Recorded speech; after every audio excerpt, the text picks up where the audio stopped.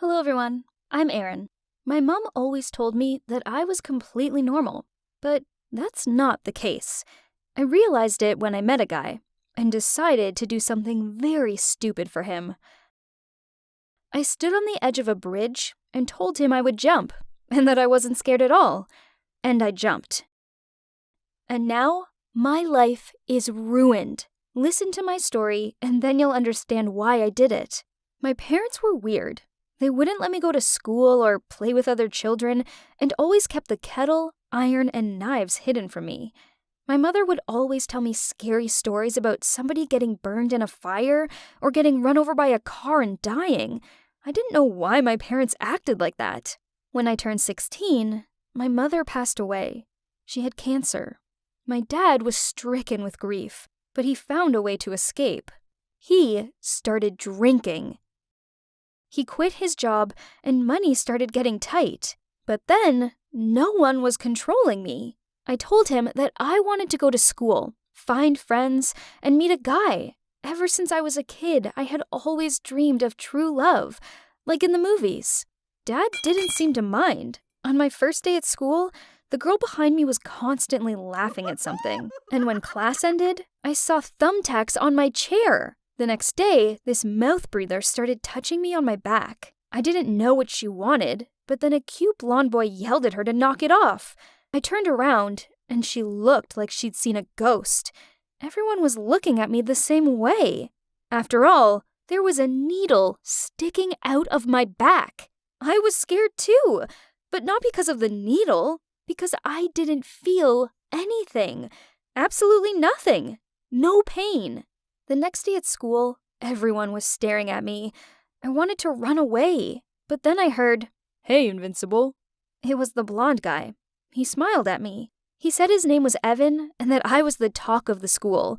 Everyone was talking about my super ability to endure pain. Evan and I were immediately attracted to each other. I didn't think that kind of thing actually happens, but we were like kindred spirits, completely on the same wavelength. By the way, that dumb chick turned out to be his ex, and she was a real bitch. But more on that later. One time, Evan and I were walking in the park, and some moron hit me in the face with a ball. I fell, but I didn't know why. It seemed like the ball barely touched me. But Evan said that I might have had a concussion because I got hit hard. He couldn't believe I wasn't hurt. Then I confessed to him that I didn't really know what pain was. Before I started going to school, I didn't have to worry about it because my parents always protected me from any possible danger. So I didn't know if I had always been like this or if it was a new development. He decided that we needed to test me. He took a lighter. I raised my hand. He brought it closer, closer. I felt absolutely nothing. Evan took a video and posted it on his page, and the next day, I earned my first $10. Some guys at school came up to us and said that the video was fake. Evan argued with them that it was real and lit the lighter. I won $10. True, I got a burn on my palm, and even though it didn't hurt, we decided that it would be better not to do any more fire tricks. The guys from school started coming up with new challenges to test my abilities, and they were always willing to pay. I needed money. I liked the hot coffee test the most. It didn't hurt or leave a mark. I calmly drank it in one gulp. I spent all my time with Evan. He once confessed that I was the best thing that had happened to him, and kissed me. It was my first kiss, and I felt it. It was mega cool. Evan also told me that I was like a real superhero. He even gave me a code name like Jessica Jones from the Marvel Universe. Treasure. Only he could call me that. Evan invited me to a party. His ex was there too. It turned out that she had been watching me, and as soon as I was alone, she ran up to me. She was hysterical that if it weren't for me, Evan would be with her again. Then she threw a whole glass of lemonade on me. My dress was ruined. Then she looked at me with horror. I told her that if that's how it was going to be, then I would have fun without a dress. It was a pool party anyway. When I came up to Evan, he was shocked. I was afraid that he didn't like me, but he asked me what had happened to my skin. I had blisters. It turned out that the bitch had thrown hot tea on me. By the way, we stayed at that party until the very end. She didn't ruin our evening. My life seemed perfect.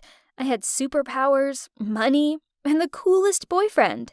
But on that terrible day, one guy at school called me a freak. Evan stepped in, and they started fighting. I intervened and got hit too. The blow knocked me down, but I immediately got back up. With his next punch, the brute knocked out Evan, and I pounced on him with my fists. He pushed me away, but I immediately got up. I don't know how many times I fell and got up, but this idiot was tired, and I had more left in me. He couldn't do anything to me. Everyone started whistling and telling him to get out, but he pushed me again, and I laughed. He looked like he was going to cry. My popularity at school soared after that, but after a few days, it became difficult for me to breathe, and I got a cough. Dad took me to the hospital. It turned out that I had 2 broken ribs and needed surgery. I didn't know how that was possible. Then the doctor asked my dad if I still didn't know. I have a hereditary autonomic it's impossible to pronounce.